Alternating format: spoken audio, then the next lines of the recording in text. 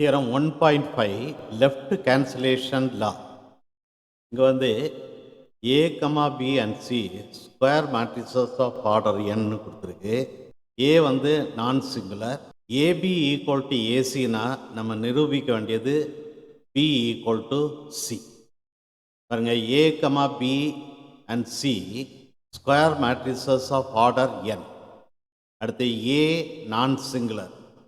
A நான் சிங்குலர்னால determinant A not equal to 0 மற்றும் A inverse exist.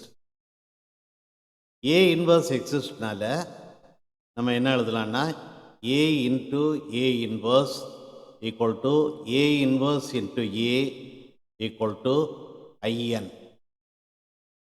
தந்திருக்க equation AB equal to AC. இந்த equation ரெண்டு சைடும் A inverseால ப்ரீ மல்டிப்ளை பண்ணும். So A inverse into AB equal to A inverse into AC. Associative law of matrix multiplication use பண்ணி A inverse into AB எப்படி எழுதலாம்னா A inverse into A into B equal to A inverse into A into C. ஆனால் A inverse into A equal to IN.